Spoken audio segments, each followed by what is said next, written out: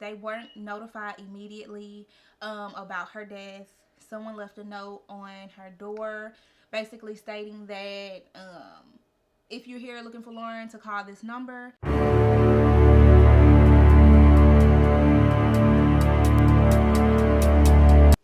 Hey family, and welcome back. If you are new, welcome, welcome, welcome. We are all family over here. So what's up, sis? What's up, bro? What's up, cuz?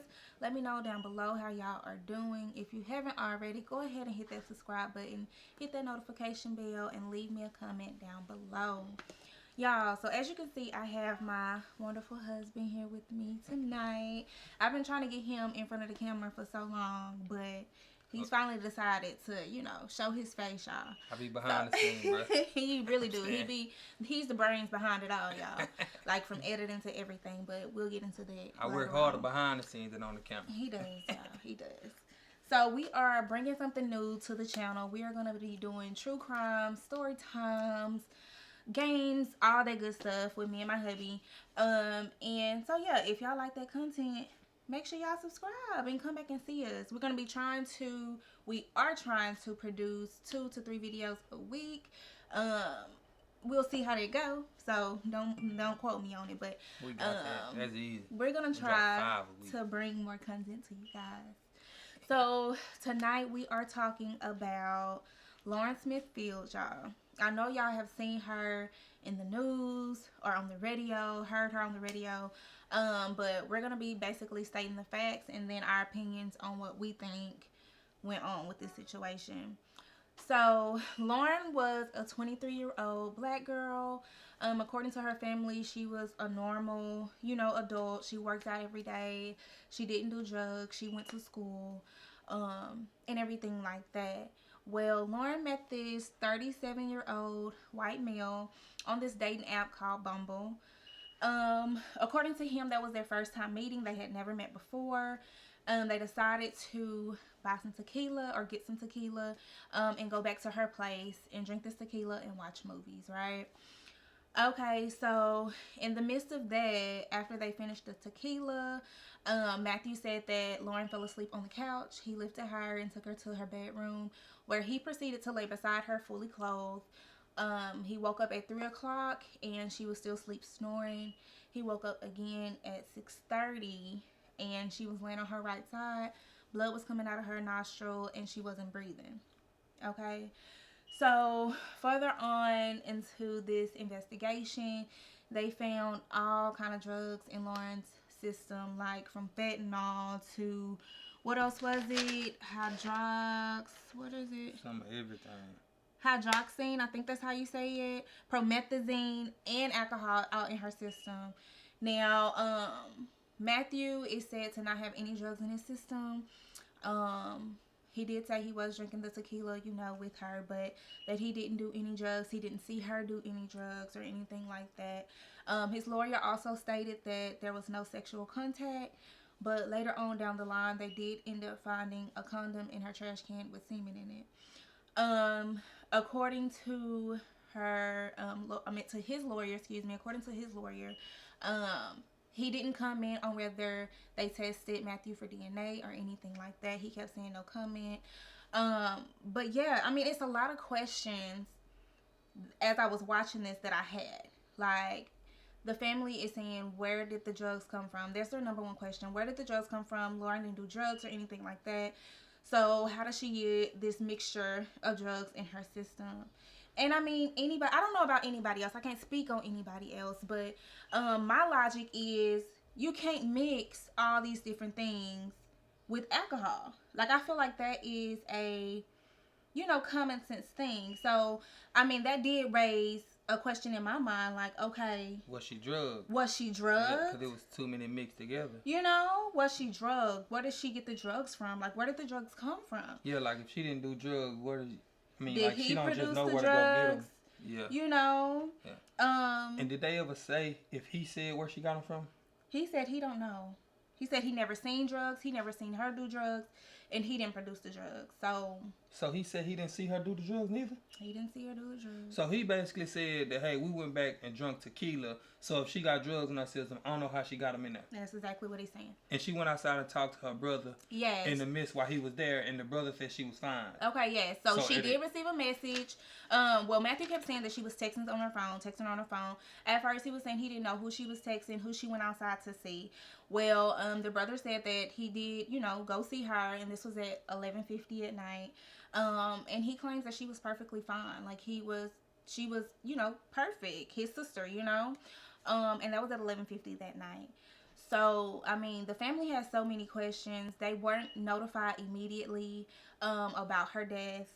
Someone left a note on her door basically stating that if you're here looking for Lauren, to call this number.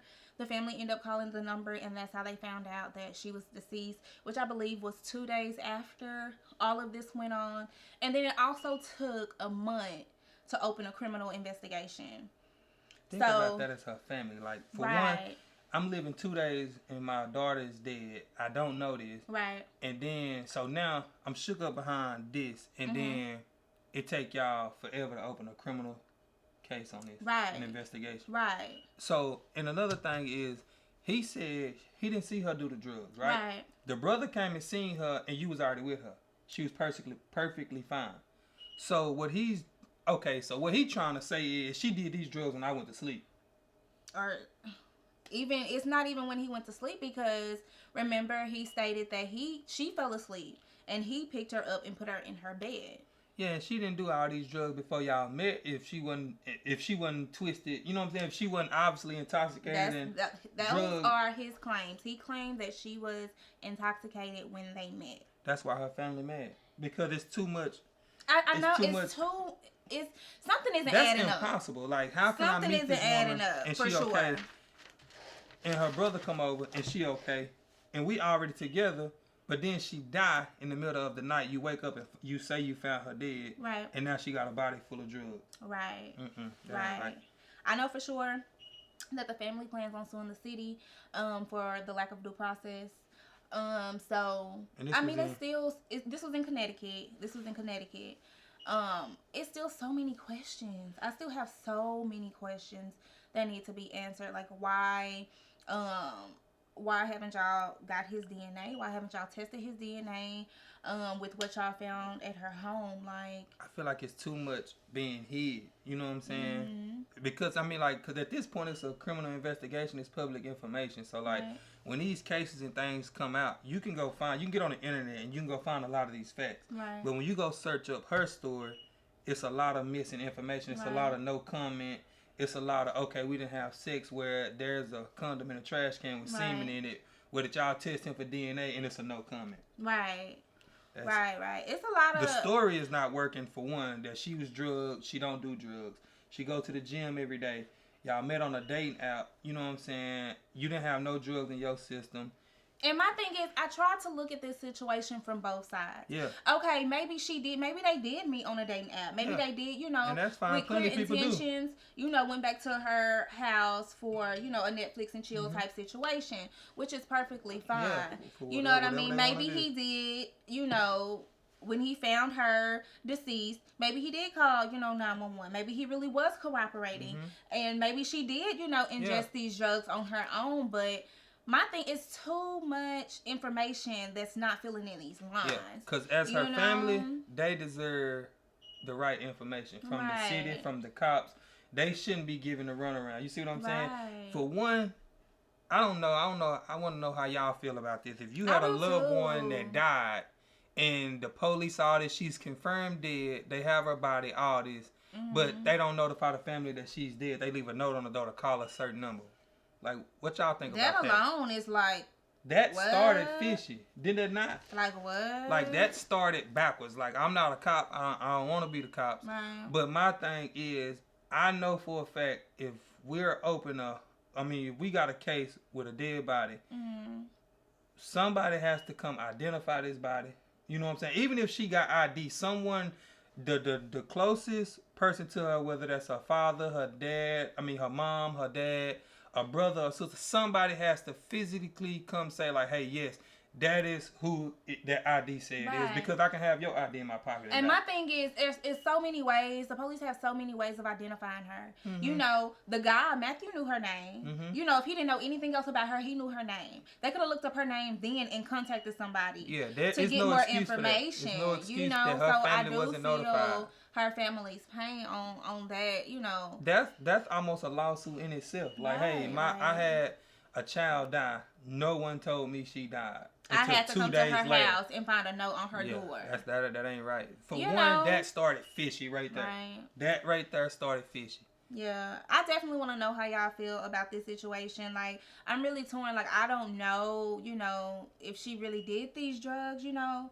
on top of this alcohol. Yeah. But like I said before, you know, my logic is you can't mix all this stuff. You can't just make a concoction, you know, and expect everything to be fine. Because it's going to end the way it ended. It's going to end the way it ended. Like, so, I mean, I feel like maybe she was drugged, you know, and if she was drugged, you know, he needs to be, you know, taken into, he needs to his consequences. Yeah. You know, if you really did this to her, her family deserves justice. Yeah. You know, and if he didn't do it, the person, somebody done it. Right. Somebody done it. She ain't done it her.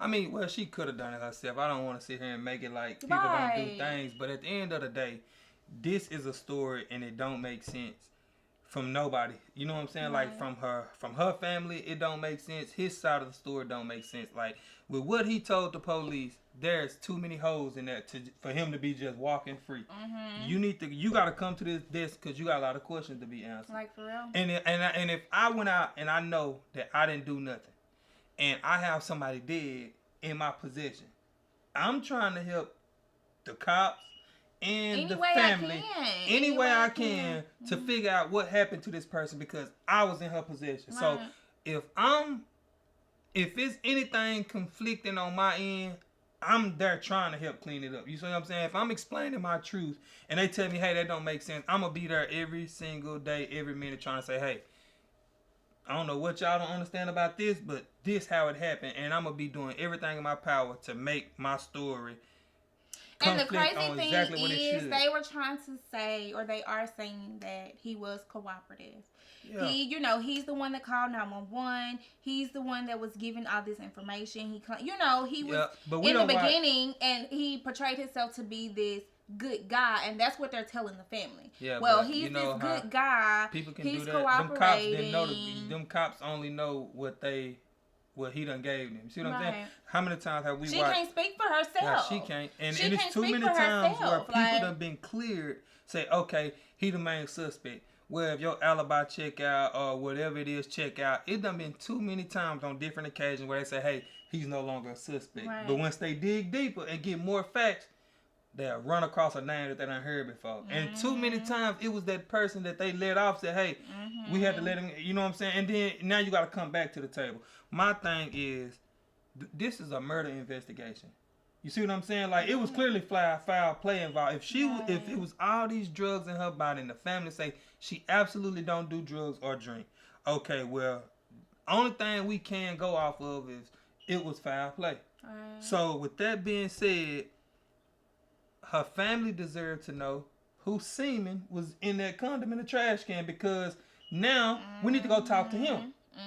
See what I'm saying? We need DNA, baby. You see what I'm... Man, I need y'all to produce that. I don't know what y'all think about that. I don't know either. I just pray that... Because I don't want to be trying to convict him if he really ain't... I mean, you know what I'm saying? Like, you can't... I don't want nobody behind bars. Guilty. That's it. I don't want nobody there. If he really didn't do it, I don't want him behind bars behind her death. I just really want them to find out what happened to Lauren. Yeah. And get to the bottom of what happened to Lauren. Definitely. Because they can't bring her back, but they deserve to know what happened to her and why it happened. Right. So I agree. So let us know down below what y'all think happened to Lauren. And if y'all like content like this, let us know. We will definitely, we watch so many true crimes and we are so into like the ID channel or whatever. So we will definitely be bringing more stories. That's not weird, baby. That's not weird. I'm gonna tell you what, I like watching stuff that I ain't brave enough to do. Yeah. Like I don't like people that die. Right. Don't get that. But what I'm saying is, when someone go make the decision to kill somebody, right? I like to see what they was doing when they was on the run. You see what I'm saying? Like, I like seeing real camera footage of a guy that I know just murdered somebody and threw him out in the ditch, but he finna walk in Walmart. I like to see how he acting. Right. For weird, one, because I want to know if, when I'm in Walmart to know what to look for. Nah, buddy acting like, you know what I'm saying? I kid y'all not. I be, you gotta watch your surroundings, baby. You have to at all times. But yeah, we'll definitely be bringing more content to you guys. We're gonna be, you know, doing card games and, you know, different story times and stuff like that. So yes, round of applause to us. This is episode 1. You know, before you know it, we're gonna be on episode what? 10,000. Episode 10,000. Okay. But yeah, we love y'all, and let us know down below how y'all think this is gonna come out, y'all. This is just the beginning of the information. You know, this is just so much more out there. Right. This is just much more a small sum of what's going on. You know. And I'm sure by the time this come out, it's gonna be more information. Right. You can find this basically anywhere. You can type her name in, Lauren Smith Fields, and his name is Matthew LaFountain. Just type it into Google, and the information will pop up. It's gonna come up. Yeah, we'll see y'all in the next episode.